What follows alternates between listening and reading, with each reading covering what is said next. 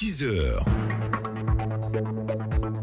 Mesdames, Messieurs, bonjour, bon réveil, agréable début de journée. Bienvenue à vous tous qui nous rejoignez sur la radio ivoirienne, Radio Côte d'Ivoire. À suivre à 6h20 l'entretien du docteur Youssou Soumaro, président de l'association des opérateurs de la filière des déchets solides Côte d'Ivoire. Il a été reçu par Paul Philippe. À suivre également le second journal des sports présenté par Ange Assecourt, un tour d'horizon sur les événements sportifs d'ici et des autres continents. Mais avant d'en arriver à ces programmes, un journal, le 6h, voici ce qui fait la une de l'actualité avec vous. Jérôme Kwaku, bonjour. Bonjour Didier Fondin. Vive altercation entre forces de sécurité et conducteurs de moto-taxi à Danané. 3 corridors incendiés. Les activités dans la ville étaient paralysées samedi. Au moins 5 personnes ont trouvé la mort ce week-end dans 2 accidents de la circulation sur l'autoroute du Nord. Le président du Sénat, Jeannot Kouadia-Oussou, a perdu 2 de ses proches dans ce drame. Et puis en République démocratique du Congo, les résultats de la présidentielle devront encore attendre. La commission électorale n'a pas encore consolidé tous les résultats. Aucune nouvelle date n'a été indiquée. Voici pour l'essentiel. Bienvenue à tous. L'actualité sur Radio Côte d'Ivoire commence par cette information. Les activités étaient perturbées samedi à Danané. Oui, pour cause, des individus ont attaqué et incendié 3 corridors des forces de l'ordre à Danané suite à une altercation entre un conducteur de moto-taxi et un agent de sécurité au corridor sud de la ville. Les 3 corridors concernés sont les corridors sud, à savoir Danané-Zouaounien, corridor nord-ouest Danané-Guinée et est Danané-Mantou. Les 3 corridors ont été incendiés. L'agent de police aurait molesté le conducteur de la moto suite à un refus d'obtempérer à un contrôle de routine au corridor sud sur l'axe Danané-Zouaounien. Le transport et les activités étaient paralysés samedi. Le calme, heureusement, est revenu dans la ville après une médiation des autorités locales. Les propriétaires de tricycles et mototaxis s'organisent. Oui, et c'est sans doute pour mettre de l'ordre dans leur secteur d'activité que le syndicat national des tricycles et mototaxis de Côte d'Ivoire initie une vaste opération nationale d'identification des propriétaires de ces engins à 2 ou 3 roues. Le lancement de la campagne d'identification a lieu le 15 janvier prochain à Bouaké. L'activité des tricycles et taxis-motos qui est exercée par au moins 1 million de jeunes sur le territoire ivoirien a besoin de s'organiser. C'est ce que disent les responsables de cette association, une opération d'identification qui va permettre de sortir de l'informel. Achori Venance est le président du syndicat national des tricycles et mototaxis de Côte d'Ivoire. Il s'agit d'un projet qui vient ici pour assainir le secteur des motos en Côte d'Ivoire. Pourquoi le projet? Nous avons constaté que beaucoup des acteurs sont victimes de vols et servis à des opérations de braquage et puis également ce désordre qui crée par moments la confusion, soit de ceux-mêmes qui ne sont pas du secteur et également aussi de ceux aussi qui sont du secteur d'activité. Donc face à vraiment ce désordre-là, il fallait que vraiment nous fassions cette identification-là et donc nous pensons que nous allons mener à bon port ce projet pour enfin disposer d'un fichier national des motos en Côte d'Ivoire et mettre ce fichier national à la disposition de la police, à la disposition de la gendarmerie pour des situations d'enquête ainsi de suite. Également aussi au niveau du ministère de l'économie, ça peut servir de base de données et au niveau également de notre ministère de tutelle pour entreprendre de grandes réformes dans le secteur qui nous concerne. Nous invitons les uns et les autres à vraiment s'imprégner, à s'impliquer davantage pour la réussite de cette identification nationale. 5 morts dans 2 accidents de la circulation ce week-end. Oui, et on peut le dire, c'est la consternation chez le président du Sénat ivoirien, Jeannot Oussou Kouadio. Il vient de perdre l'un de ses chauffeurs dans la soirée de samedi sur l'autoroute du Nord. Le cortège du président du Sénat ivoirien, de retour de son village où il a passé la fête de fin d'année, a fait un accident alors qu'il était en ligne droite sur l'autoroute pour Abidjan. Le bilan est triste. Son chauffeur, en second, a été tué sur le coup. Une de ses nièces a également trouvé la mort, ainsi que plusieurs autres blessés. On apprend également que hier dimanche, dans l'après-midi, un autre accident s'est produit sur l'autoroute du Nord, faisant 3 morts. Le drame est survenu à une trentaine de kilomètres de Toumoudi. Une crevaison de pneus serait à l'origine de l'accident.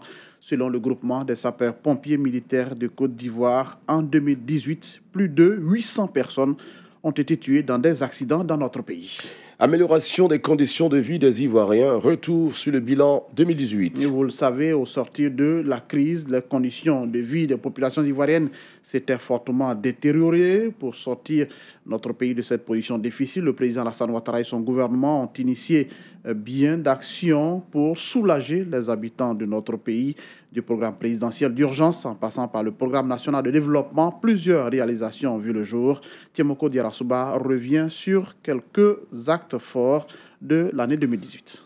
En Côte d'Ivoire, avant les années 2000, la moitié de la population vivait avec moins d'$1 par jour. Une situation qui s'est fortement dégradée avec les différentes crises vécues par le pays. Conscient de la situation, le président Alassane Ouattara a pris des mesures urgentes depuis son élection et avant même de prêter serment pour venir à bout de la dégradation du niveau de vie des populations. En 2011, depuis l'hôtel du Golfe où le chef de l'État est retranché, le programme présidentiel d'urgence voit le jour. Plusieurs milliards de francs CFA sont décaissés pour construire des pompes villageoises et des châteaux d'eau, raccorder des villes au réseau d'eau potable et d'électricité. Les systèmes éducatifs et sanitaires sont réhabilités et renforcés. Des programmes spéciaux de réduction de la pauvreté sont mis à exécution. On parle de filets sociaux. La sécurité, la lutte contre le chômage des jeunes, le monde des affaires, l'industrialisation, les infrastructures sociaux de base, les TIC, bref, aucun domaine n'est laissé pour compte. Le pays est en chantier depuis 8 ans et la reconstruction tant souhaitée par le président Alassane Ouattara prend tout son sens. Le pouvoir d'achat des populations s'améliore. Le produit intérieur brut par habitant a connu une hausse sensible. La croissance en 2018 est de 8%. Le pays vise désormais l'émergence et les économistes du monde entier confirment la lancée vers cet objectif si l'élan actuel est maintenu. Le congrès du RHDP se précise. Oui, le congrès constitutif du RHDP est prévu pour le 26 janvier prochain, mais en attendant, le Rassemblement des oufouettistes pour la démocratie et la paix a présenté samedi à Abidjan les pagnes pour son congrès au cours d'une cérémonie aux allures festives qui a rassemblé plusieurs milliers de femmes au Palais de la Culture de Treichville. Les motifs et les couleurs ainsi que les prix de ces pagnes ont été présentés aux militants. Le premier modèle est à l'effigie du premier président de la République de Côte d'Ivoire, Félix Houphouët-Boigny, tandis que le second figure à la fois Félix Houphouët-Boigny et l'actuel chef de l'État, Alassane Ouattara. Ces deux modèles ont de couleurs pour prédominance, le vert et la couleur orange. Écoutons la réaction de quelques femmes présidentes de partis politiques membres du RHDP. Soro Farah, épouse Koulibaly, la présidente nationale des femmes de l'UDPCI. Je suis déjà dans le pain et nos responsables ont bien voulu nous offrir le pain pour montrer un avant-goût du 26 janvier à toute la population ivoirienne. Docteur Joséphine Ouattara, présidente nationale du RFR, Rassemblement des femmes républicaines. Nous pensons que c'est vraiment un événement important pour le développement de la Côte d'Ivoire et le repositionnement de la Côte d'Ivoire dans le concert des nations. Massangé Chérif, présidente des femmes du MFA. Nous demandons à toutes les femmes, à tous les Ivoiriens d'ailleurs, de venir massivement le 26 janvier sceller l'union de tous les partis formant le RHDP. Le peuple d'Ega aura bientôt son festival. Oui, si vous ne connaissez pas assez ce peuple, vous allez davantage le découvrir à travers cette première édition du Festival des Arts, de la Culture et du Tourisme du peuple d'Ega. Le festival est appelé Festi d'Ega. Il a été lancé ce week-end, un festival prévu au mois d'août prochain, et ce sera l'occasion de faire connaître davantage ce peuple qui n'est pas assez connu dans la région du Gontougo. Il sera aussi question de promouvoir le patrimoine culturel, artisanal et touristique du peuple d'Ega. Cette première édition a pour parrain Yao Kwasi Gervinho. Le commissaire général du festival du peuple d'Ega s'appelle Yao Kobena. On l'écoute.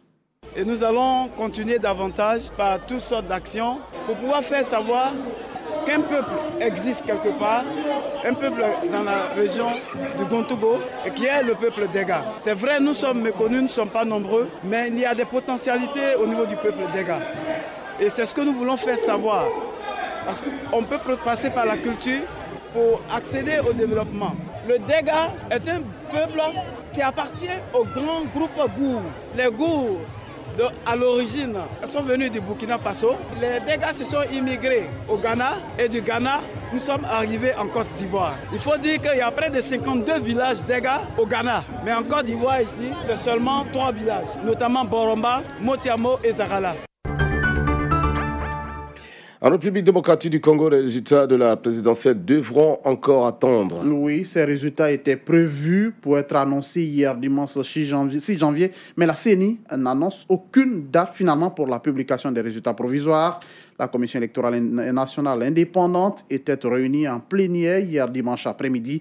Et à l'issue de cette réunion, le président de la CENI, Corneille Nangaa, a indiqué que la Commission n'avait centralisé qu'un peu plus de la moitié des bulletins de vote. Aucune nouvelle date n'a été donnée. On a simplement demandé aux Congolais de user de patience.